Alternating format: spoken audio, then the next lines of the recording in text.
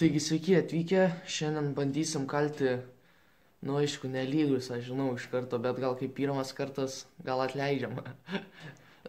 bet nežinau, gal ir lygiai. Va tas žodžiu. Tai va parodysiu, čia kaip ir butelio atidarytuvas, čia užsidės dar toks kaip ir pakabukas. Čia bus toks, ateisi butelį atidarysi, įgersi. Tai va parodysiu šitą kaip kalu. Viską aprodysiu. Tai va, negaiškim laiko irgi pradėkime. Tai šį lapelį, tai pradėsime, žodžiu, nuo šio lapelio viską. Ir paskui tai eisim ir čia pabaigsime. Tai dar kartą sakau, pradėkime. Ok, tai dabar.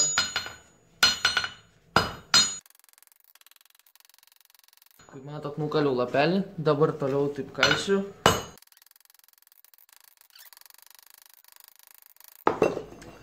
Tai kaip tokį va ir gavome, dabar toliau šiek tiek kalsiu.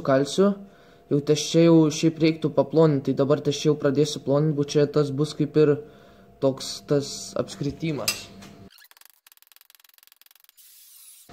Kaip matot, šiek tiek prapjojau, jau žodžiu, ne kažką buvo kalti, tai dabar čia pabaigsim kalimą. Tai va dabar tiesiog užlenkimą padarysiu. Dabar pradėsiu lenkti jau tą kaip ir dabar lenksiu į šitą pusę. Šiek tiek su repliam palenksiu.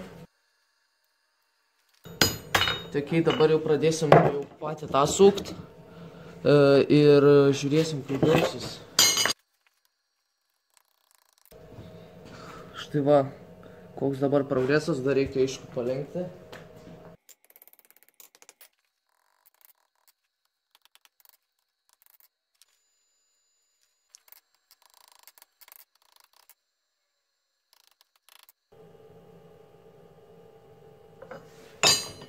Tai va jau štai tokį kaip ir gavom. Užtruko ilgiau nei turėtų užtrukti, bet dabar man atrodo, dar netrodo, bet aš žinau, kad dar reikia va iš čia kokį dubimą padaryti, kad tas pats butelys atsidarytų, žinot, ant ko ten. Tai va, tai dabar pasimsim kaltą ir pabandysim iškalti.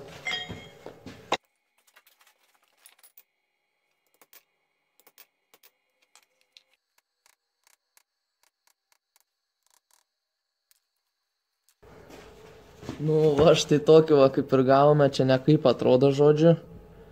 Bet nežinau, gal gerai bus, tai dabar dar čia viską papuošiu ir žiūrėsim. Tai dabar bandysim iškalti skylę. Ir va, iškalėm skylutę tokią va, su šituo. Tai dabar dar šiek tiek papuošti reikia.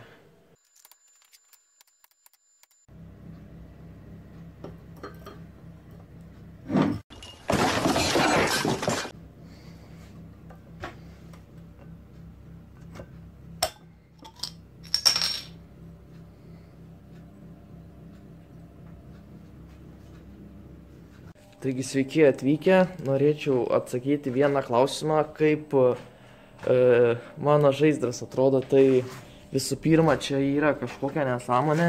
Aš čia tiesiog prapjojau, kad didesnis metalas tilptų, kaip matot, labai maža tokia žaizdrytė. Bet kokiems mažiems projektėliams užtenka sočiai. Tai va, tada va čia pati ugnis kūrenasi, čia yra tiesiog skylutės išgręžtos, oras eina iš apačios. Tada štai čia va yra pats tas kaip ir vamzdis, pro kurį eina oras. Čia per šitą eina oras taip į viršų, o čia yra surenka visokius ten dulkes, visokias nesąmonės, kas prisikaupia. Tai va, tai dabar prie pačios mėgstamiausias tikriausiai dalies tai fenas, oro pūtimas. Tai visų pirma yra va štai toks va. Čia tiesiog yra, nesijuokit tik tais, čia tiesiog yra plaukų džiovintuvas. Labai paprastas. Išėmiau visokias nesąmonės, ten tas varžas, kur kaista.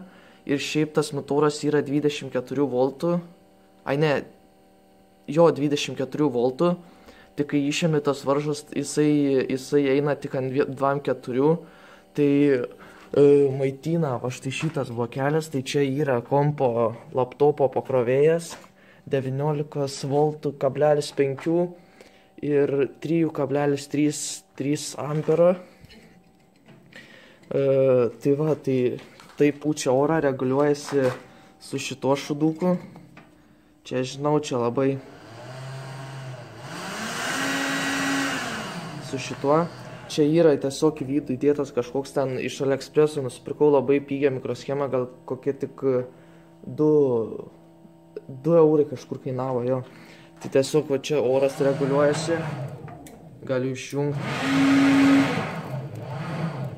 Bet aš dažniausiai šiaip nenaudoju ant pačio didžiausio, buvo šiaip ir garsas didelis ir man jo nereikia, buvo labai greit sudega ir man nereikia, kad taip viskas greitai kaistų, tai ant didžiausio nenaudoju.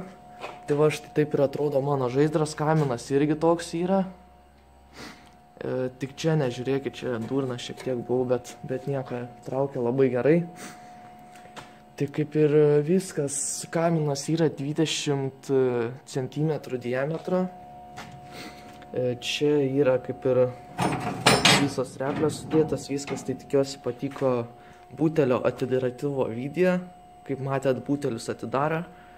Tai ir patiko žaizdros apžvalga.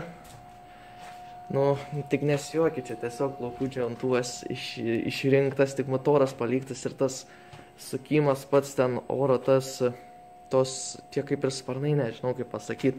Tai va, tai tikiuosi patiko šis video ir kol kas.